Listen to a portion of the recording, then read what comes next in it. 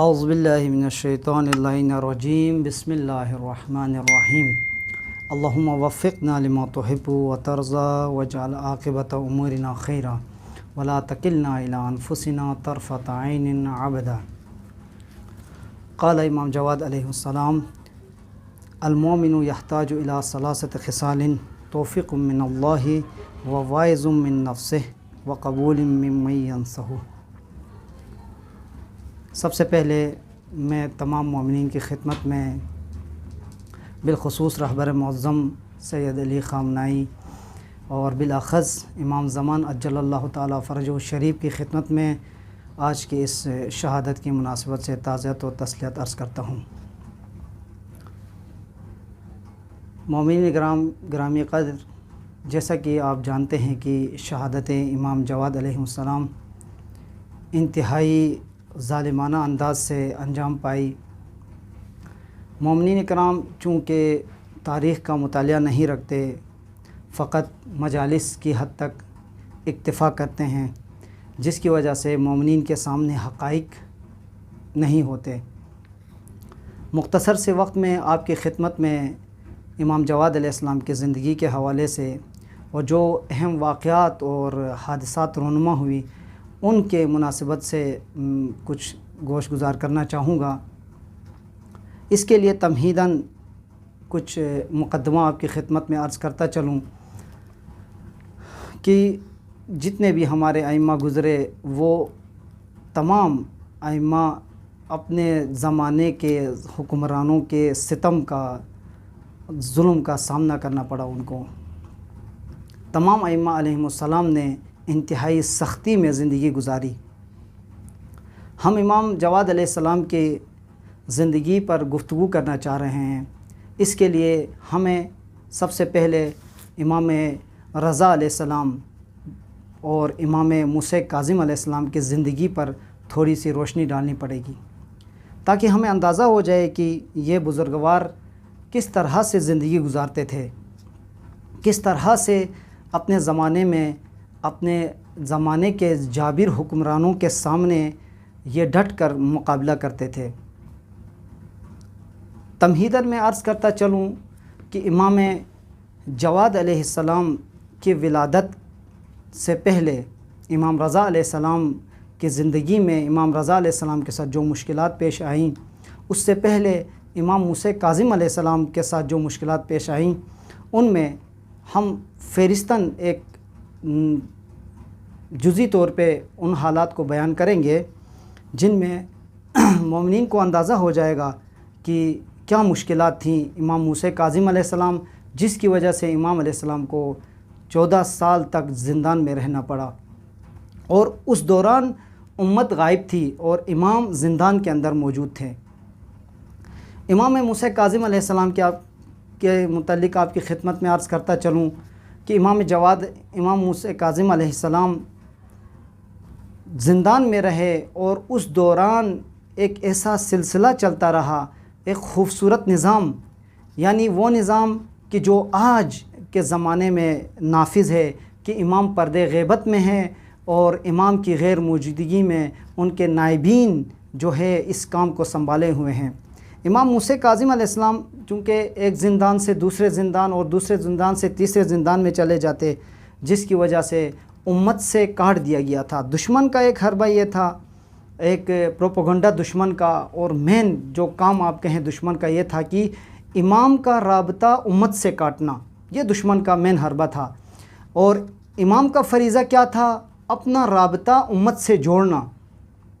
تو اس کشمکش میں بعض اوقات سلاطین نے ائمہ کو امت سے دور رکھا، اس کے لیے ہر قسم کے حربے استعمال کیے، جیسے امام موسیٰ کاظم علیہ السلام کو ایک زندان سے دوسرے زندان میں منتقل کیا اور دوسرے زندان سے تیسرے زندان میں، اور تمام عمر امام موسیٰ کاظم علیہ السلام زندان میں زندگی گزاری اور زندان میں ہی شہادت نصیب ہوئی۔ اس کے بعد امام رضا علیہ السلام کی زندگی میں ہم دیکھیں تو امام رضا علیہ السلام کے ساتھ بھی دشمن نے یہی رابطہ اور یہی حربہ دشمن نے اپنایا، وہ یہ کہ دشمن نے امت سے رابطہ کاٹنے کے لیے بہت زیادہ کوشش کی، اور یہاں تک کوشش کی کہ امام کو زندہ حالت میں قید کر کے مدینے سے منتقل کر کے خراسان لے گئے امام رضا علیہ السلام کو، اور اپنے نظارت میں رکھا امام علیہ السلام کو، اپنی نظارت میں رکھ کر تمام امور جو امام انجام دیتے تھے ان کے اوپر نظر رکھی ہوئی تھی۔ ان کا مقصد یہ تھا کہ یہ امام جو ہے امت سے دور رہیں، تاکہ امام اور امت کے اندر جو حالت برقرار ہوتی ہے، جس کے بعد ایک انقلاب رونما ہوتا ہے، ایک امت بن کے سامنے آتی ہے، اس سے خوف زدہ تھے سلاطین۔ لہٰذا امام رضا علیہ السلام کے ساتھ بھی یہی کیا۔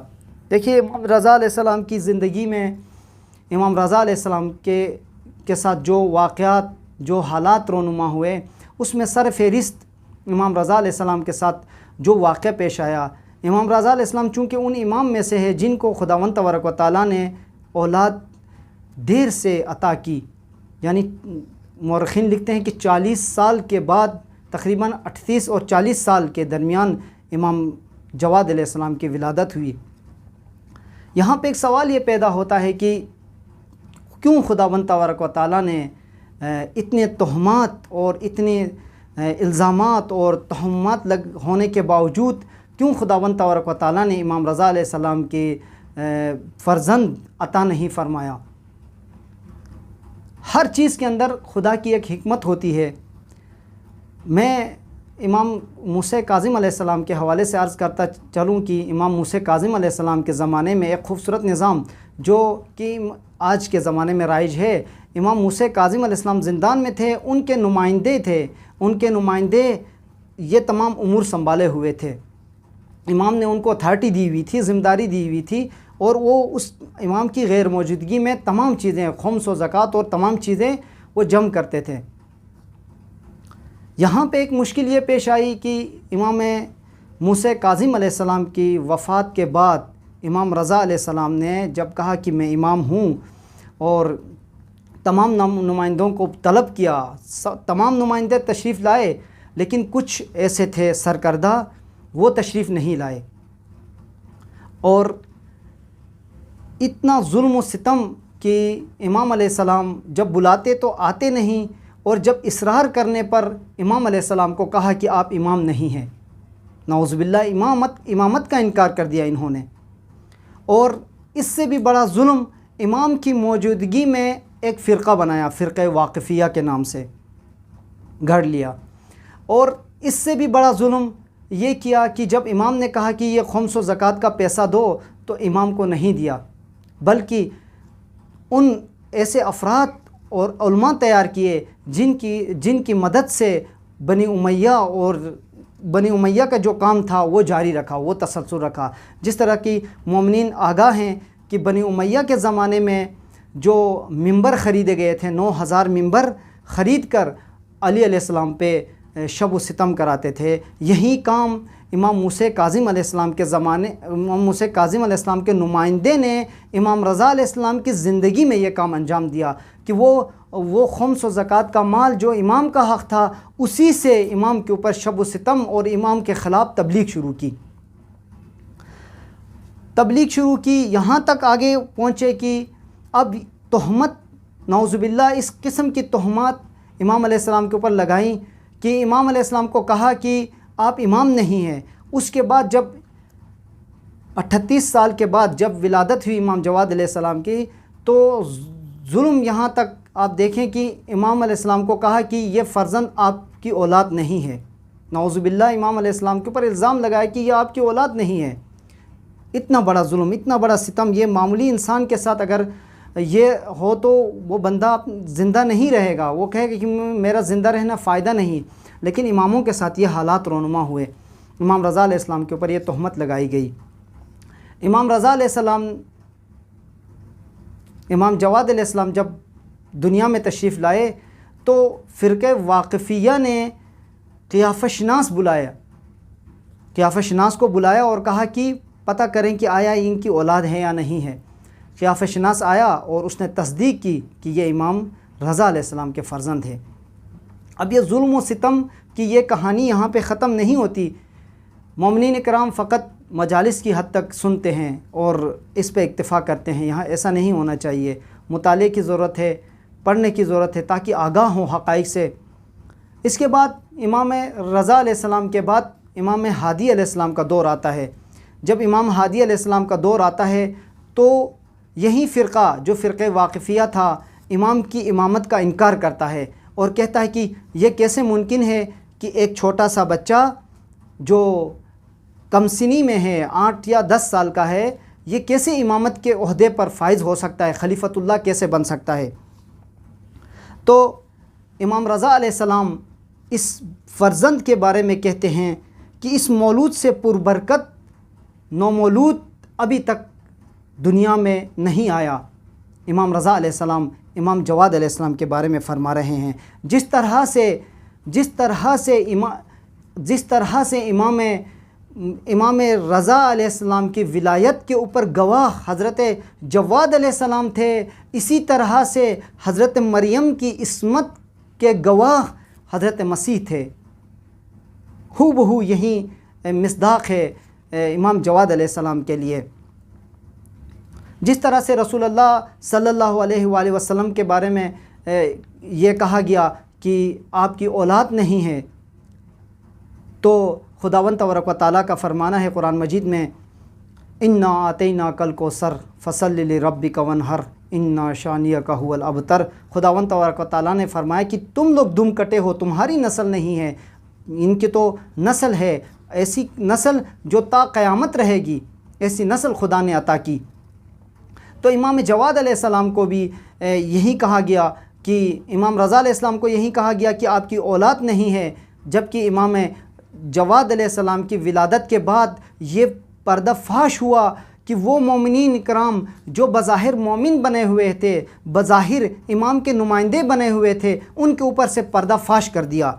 کیسے فاش کر دیا؟ امام علی علیہ السلام نہج البلاغہ میں فرماتے ہیں وَتُغَرْبَلُنَّ غَرْبَلَةً وَتُبَلْبَلُنَّ بَلْبَلَةً, یعنی ہم آپ کو آزمائیں گے, غربال کریں گے, آپ کو چھانٹی کریں گے. یہی نمائندہ جو علی ابن حمزہ بطائنی تھے یہ چھانٹی میں آ گئے, غربال میں آئے اور یہ موٹا دانہ پھنس گیا آ کے.